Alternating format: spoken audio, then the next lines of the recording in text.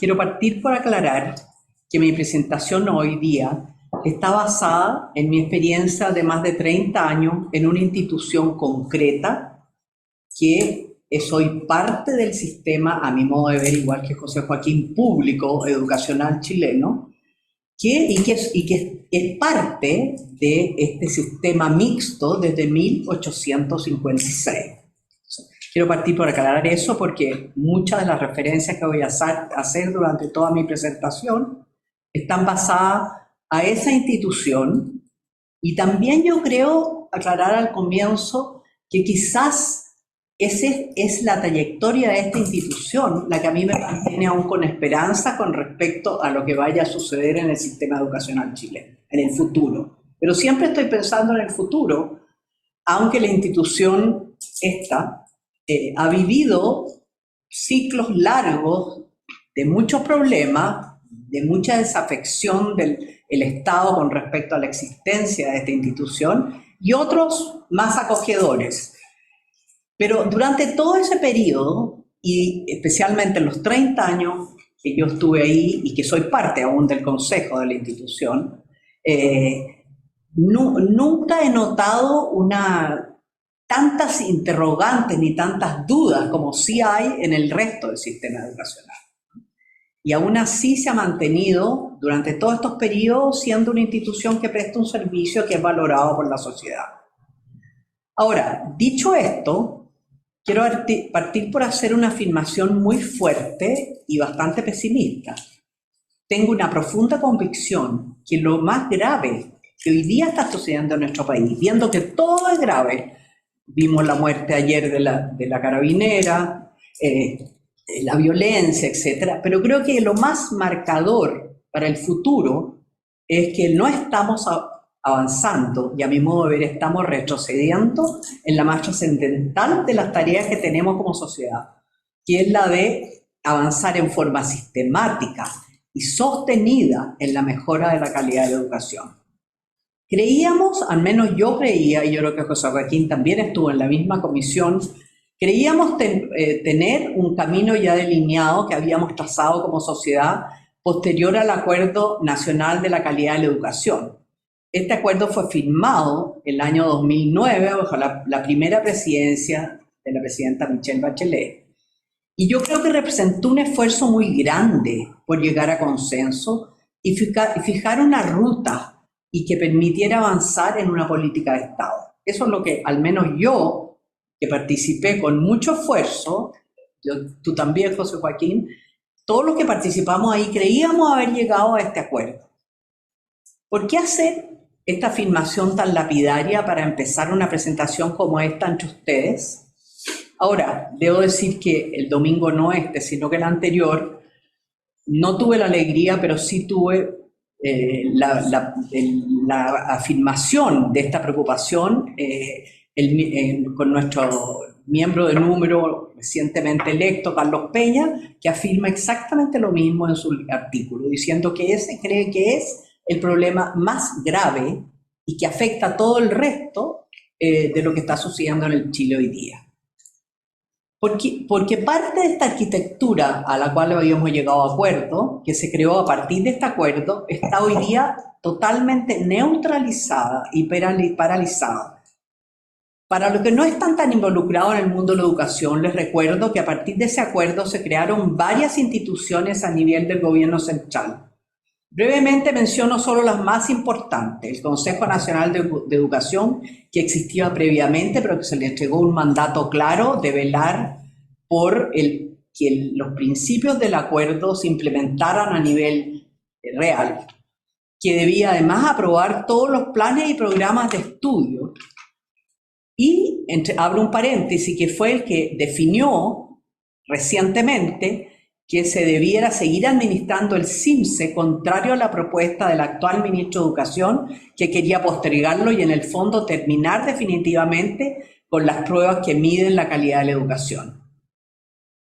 El Consejo Nacional de Educación tenía además como misión asegurar también la calidad de la educación superior. Dentro de esta nueva arquitectura institucional se creó lo que para mí era el elemento central, el pivote de todos de lo que debía suceder en educación, que era la Agencia de Calidad de la Educación, cuyo rol es, hoy día, velar porque efectivamente se cumplan esos planes y programas en todos los colegios que reciben aporte estatal vía subvención, sea privados o particulares, sea privados o públicos. Y que además estos servicios educacionales sean de calidad, de suficiente calidad para que contribuyan a la mayor equidad en nuestro país. Esta agencia, para cumplir su rol, debía, entre otras funciones, encargarse de diseñar y administrar los instrumentos de medición y evaluación de la calidad de la educación impartida y a la vez coordinar la implementación de las pruebas internacionales que regularmente se administraban en nuestro país, como el TIMSS y PISA, los más conocidos, que se aplican en todo el mundo.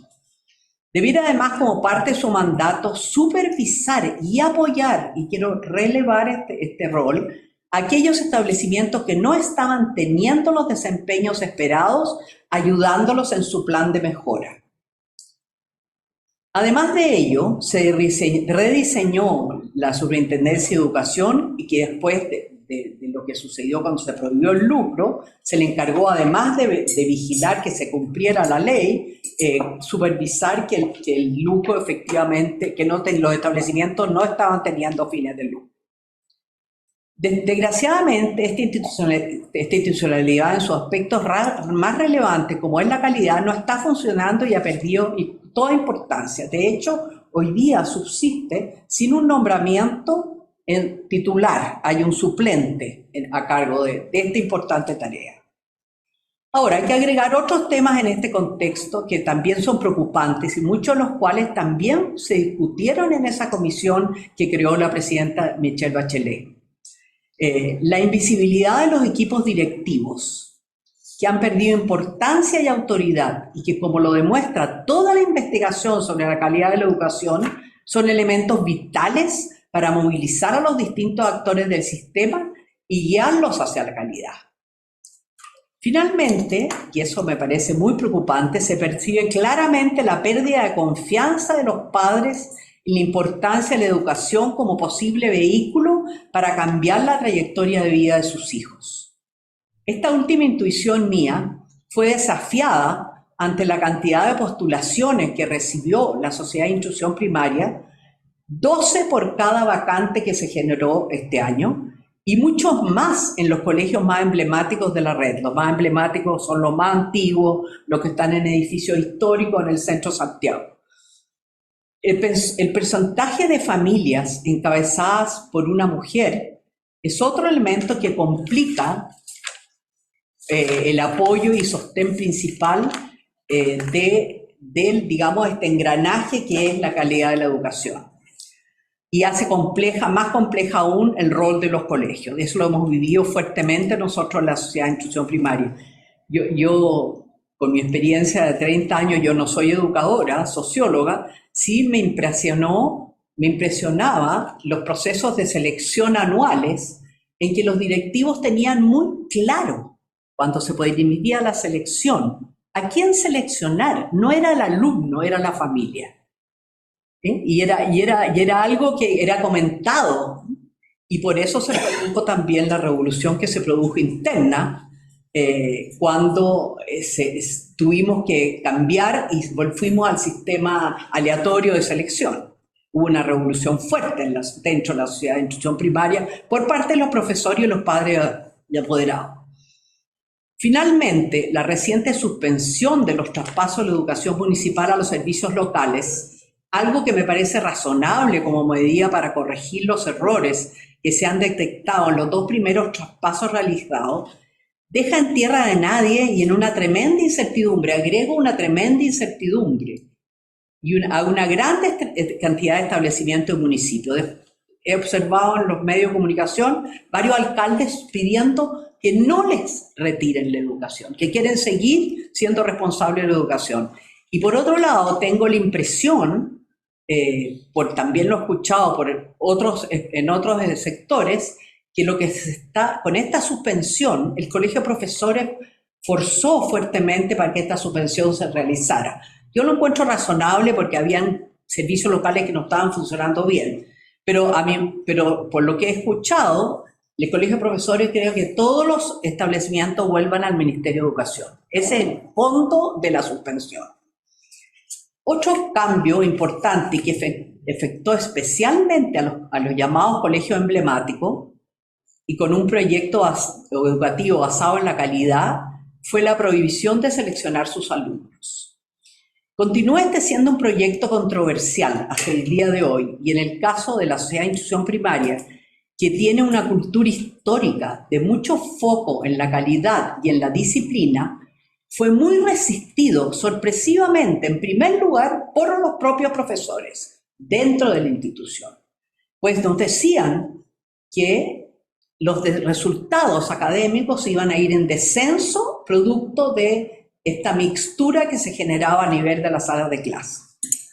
También fue resistido y fuertemente, sobre todo en los colegios más emblemáticos, por los padres y apoderados, cuyos los argumentos que esgrimieron, que yo también los comprendí en su momento, eran relacionados a que necesariamente vendrían disminuciones importantes en la calidad de los desempeños, algo que ha sucedido, y además que se refería, por todo lo que dice relación con que sus hijos convivieran en el aula con alumnos, muchos de ellos vecinos cercanos, que no tenían los mismos valores y modelos de familia. Esto fue especialmente fuerte y para mí notable, o sea, para mí sorpresivo, en aquellos colegios situados en lugares más complejos donde había mayor índice de vulnerabilidad. Específicamente ya en ese entonces se percibía en esos colegios convivencia con la droga fuerte dentro de los lugares donde estaban ubicados esos colegios. En la población La Bandera, por ejemplo, fue fuertísima la oposición, y en el colegio que está en Renca, también en un sector complejo, tuvimos casi una revolución por parte de los padres contrario a este hecho. Y si uno lo entiende, uno lo mira en profundidad, a mí una mamá vino una vez y se sentó al frente mío, lo quiero dar este ejemplo, en el colegio de Renca, y me dijo, hay una sola razón de por qué yo permanezco viviendo aquí, en esta población, y no me he vuelto al sur de donde provengo. Y esa razón es la existencia de este colegio. Pero en la medida que usted,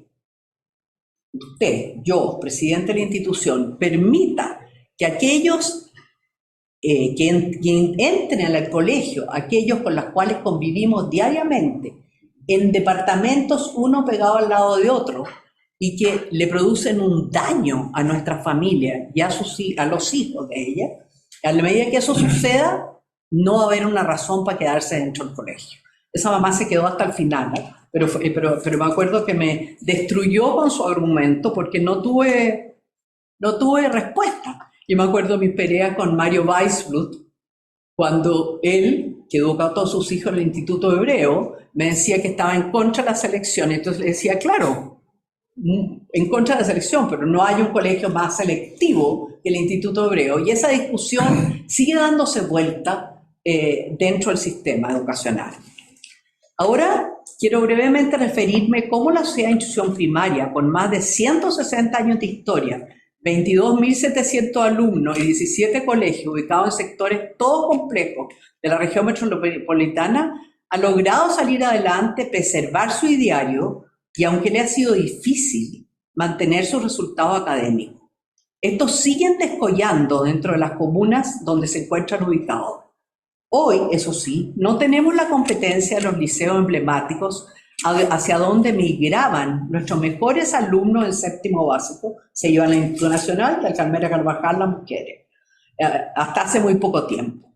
Hoy día no hay ni un alumno nuestro del séptimo básico se vaya al Instituto Nacional, ni uno solo el año que pasó, y tampoco a la Carmela Carvajal.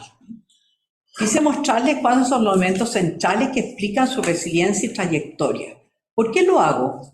No solo porque estoy muy orgullosa de ser parte de esta institución y su equipo por más de 30 años, sino que mediante este ejercicio pretendo mostrarles que se puede tener una trayectoria de calidad y cuáles son los elementos esenciales para lograrlo, pero también lo complejo que resulta abordar esta tarea en el ambiente que hoy día estamos viviendo, en la sociedad en general y en el Ministerio de Educación. que al comienzo nos hizo llegar un documento que se llamaba El Cambio de Paradigma. Efectivamente, nos llevó a los primeros 6 meses del año escolar, del año de la pandemia además, a reflexionar qué tenía que ver eso con lo que estaba sucediendo. El cambio de paradigma que tenía que ver principalmente con temas de aceptación de la sexualidad, de la diversidad sexual y todo. Un documento realmente increíble, o sea, como para que lo lean todos, lo deban de leer todos, a ver cómo se confundió lo esencial de la educación en ese documento. ¿Cómo lo ha hecho la CIP para sin renunciar a su esencia, ha sabido leer los nuevos tiempos y adaptarse a los cambios culturales, que son un hecho? Es cierto que Chile ha venido viviendo una serie de procesos sociales que han cuestionado los fundamentos de nuestra forma de entendernos como sociedad desde hace ya bastantes años. El principal fundamento es que las escuelas eran puestas como una luz y los profesores como los que generaban esa luz. Y hoy día eso no es así y explica en parte la dificultad que hay para que los alumnos acudan a clases, sobre todo los más pequeños. En este contexto y con casi 167 años de trayectoria, la CIP ha debido enfrentar estos desafíos y cambios. Cada vez con más intensidad los procesos sociales que ocurren en nuestro medio, donde se desenvuelven los colegios, se ven absolutamente reflejados en los colegios. En ese sentido se puede decir que cada establecimiento es un espejo de lo que muchas veces ocurre tanto en el entorno próximo, donde estamos insertos, como también los cambios que ocurren en forma más global y en general en nuestra sociedad, y por qué no decirlo, en las redes sociales. Mucho. En este contexto dinámico y de alta incertidumbre, ha habido ocasiones en que la CIP ha debido reaccionar a procesos no previstos, como fue la revuelta social de octubre del 2019. Se trataron de tomar 3 de nuestros colegios. ¿Qué sucedió? ¿Cómo fue la reacción para mirar la diferencia con otros? Los directores y directoras, hombres y mujeres, se quedaron, y subdirectores, y los profesores y jefes, se quedaron dentro de los establecimientos para acompañar a los alumnos y responderle a los padres por la obligación que tenían de velar por la seguridad de los alumnos. Y mientras con ese ejemplo negociaron con los alumnos y obtuvieron que tuvieran tomado máximo 1 día o 2 días. Y los padres agradecieron, pero nunca abandonaron la escuela, alojaron ahí en el suelo tirados por los alumnos.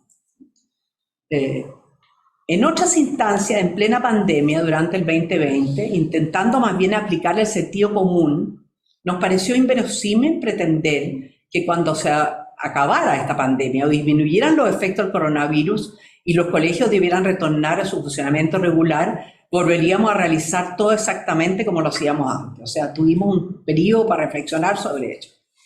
Independiente de si ciertos cambios se han podido prever, al menos parcialmente o no, existen una serie de mecanismos que le han permitido a la CIP formarse una visión y canalizarla a través de sus acciones y planes para abordar el desafío.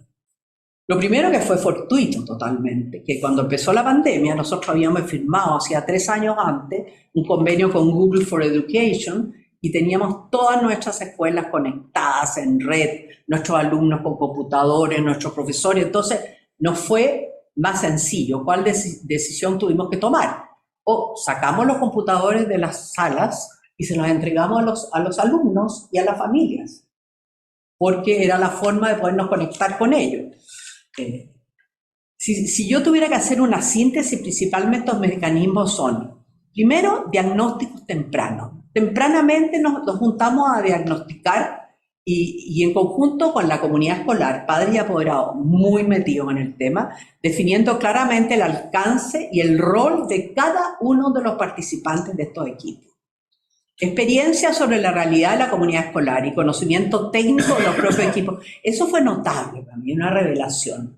La experiencia de nuestros profesores y el compromiso con un sindicato dirigido por un miembro, el presidente de Apruebo Dignidad, de todos miembros de uno de los partidos de Apruebo Dignidad, pero el sindicato también unánimemente apoyando en todas estas medidas que se tomaron. y por lo tanto profesores con experiencia y con contacto con los padres. Y un sistema de gobernanza que busca alinear los objetivos que se buscan conseguir a través de la implementación de determinados cambios, pero sin perder de vista nunca el proyecto educativo de la CIP, que en definitiva delinean aspectos propios de la esencia de esa red. Ahora, estos tres aspectos no son independientes entre sí, sino que más bien configuran un sistema orgánico que le ha permitido a la CIP avanzar a través de estos cambios sin perder el norte. O sea, un sistema orgánico, que es lo que muy bien describió José Joaquín, no existe a nivel de la educación estatal hoy día, de la educación pública, ni a nivel de las autoridades del sistema de educación, un sistema orgánico que funcione con responsabilidades claramente delimitadas. Por una parte, al pretender de avanzar en la implementación de nuevas estrategias o planes de acción sin construir una visión conjunta con las propias comunidades escolares es imposible. Por eso hubieron muchos colegios públicos y privados que, no teniendo el contacto con los apoderados habitual, no pudieron configurar y no pudieron reaccionar con el debido tiempo, y reaccionaron con mucha demora. Nosotros pudimos reaccionar antes. Sería un esfuerzo estéril, incluso contraproducente, pretender hacer todo esto sin contar con toda esta institucionalidad creada previamente.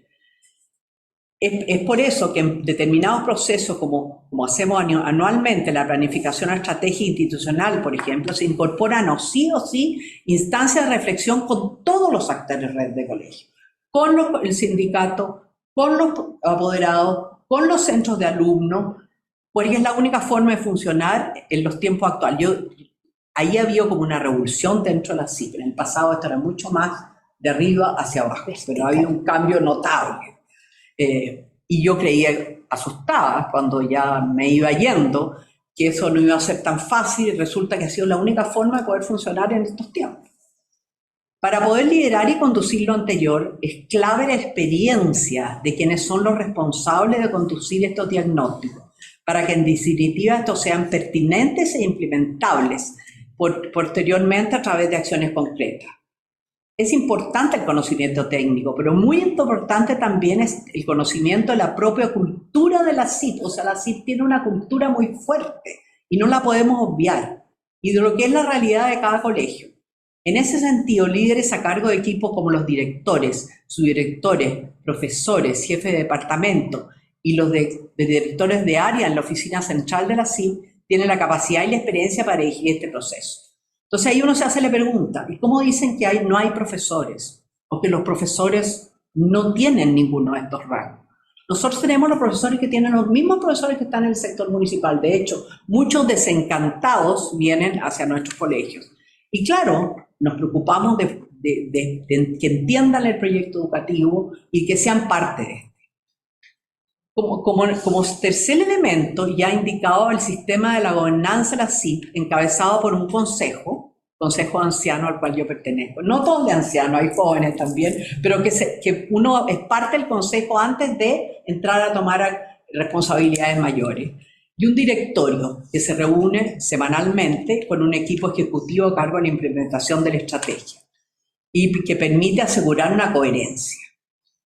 Para ilustrar lo anterior de manera más concreta, a continuación se explican brevemente 3 procesos clave en estos últimos 3 años, que han sido clave y que al principio nos complicaron. Tras la revuelta social, surgieron una serie de demandas en nuestras comunidades escolares, como cuáles, desde flexibilizar ciertas normas relacionadas con la presentación personal.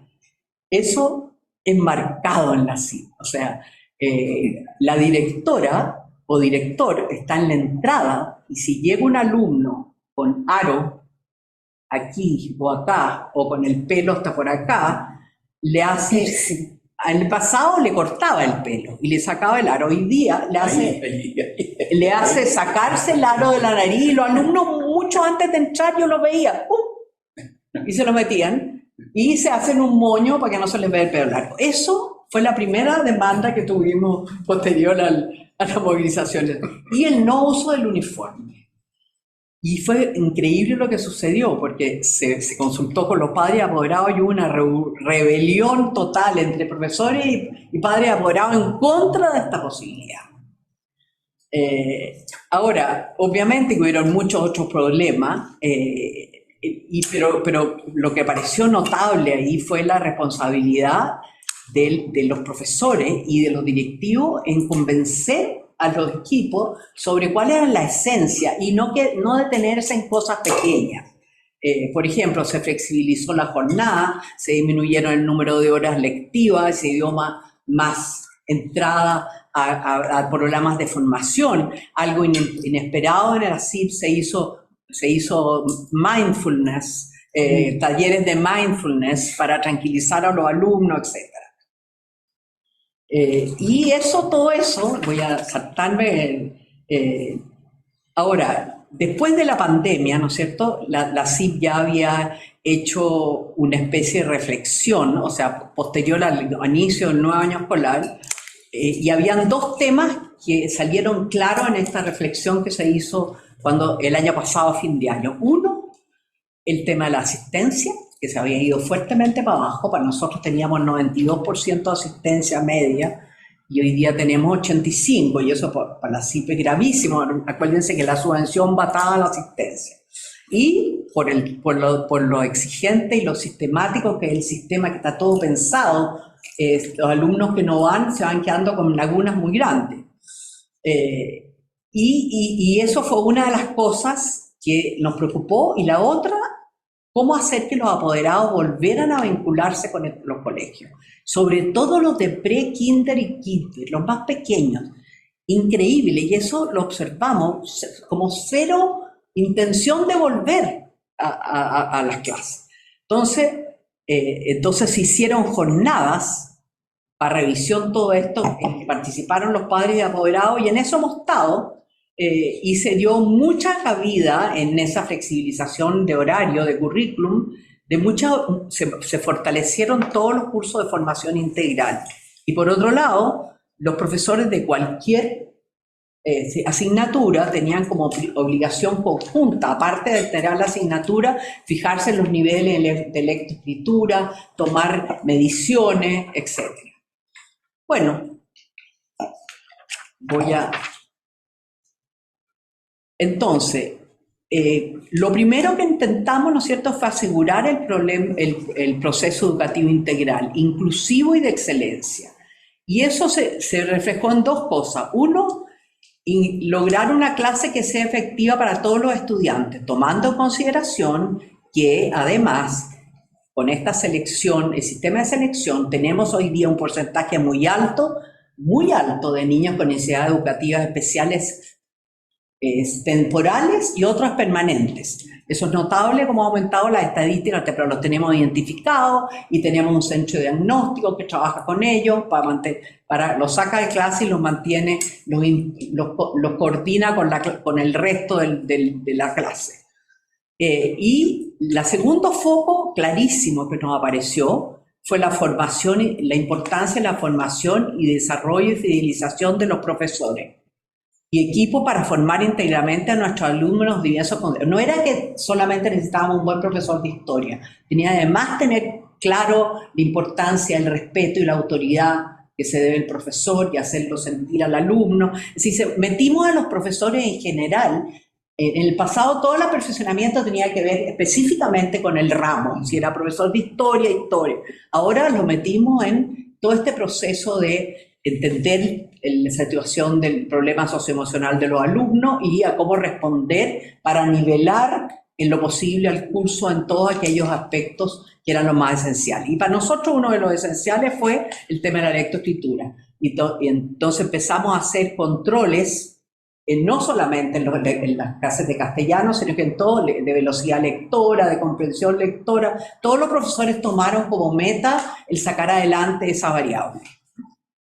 Ahora, para resumir, para poder abordar las brechas que se han evidenciado en nuestro país en el último tiempo, todo lo anteriormente descrito depende a su vez de ciertos procesos en que las CIP son transversales a la red. Y es en estos procesos donde yo veo más distancia entre nuestros colegios y los que están hoy día administrados por el Estado, sea a nivel municipal o a nivel de los servicios locales. Primero, la cultura que tenemos de análisis de datos e información sistemática. O sea, nosotros permanentemente tenemos pruebas de nivel, pruebas de evaluación de desempeño, etcétera, en forma permanente, y nuestros profesores lo tienen incluido en toda la... Y el uso de los datos para poder tomar decisiones para nosotros es central. Segundo, la importancia de la innovación e instrumentos pedagógicos adecuados para que los niños, el tema de nuestro convenio con Google for Education ha sido vital. Nuestros profesores son todos certificados por Google, entonces ha permitido abrirnos a todo el tema tecnológico sin temor y preparar a nuestros profesores.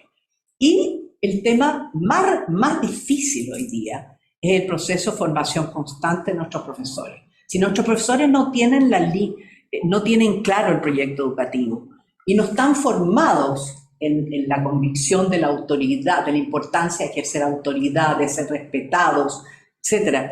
Siempre fue un tema central en la CIP, pero nunca antes se discutía, porque era como dado el respeto al profesor. Hoy día tenemos que formar a nuestros profesores para que efectivamente se sientan empoderados para decir nosotros, como dice muy bien Carlos Peña en su entrevista, ¿desde cuándo los alumnos tienen que decir al profesor qué es lo que hace, a qué hora lo hace, cómo tienen que ir vestidos, si pueden estar con el teléfono en la sala de clases sin mirar la clase? Todas esas cosas hay que formar a los profesores para que se atrevan. Así, en un contexto donde los resultados cada vez son más preocupantes, también hemos vivido un cambio de paradigma. La CIP ha estado implementando un plan que permita revertir las falencias que estamos viendo desde hace ya algunos años. Por un lado, la lectura está concebida como un objetivo común de todos los profesores, como les dije, y hemos reforzado y ampliado la cantidad de niveles en la cual estamos realizando evaluaciones periódicas de calidad lectora y de velocidad.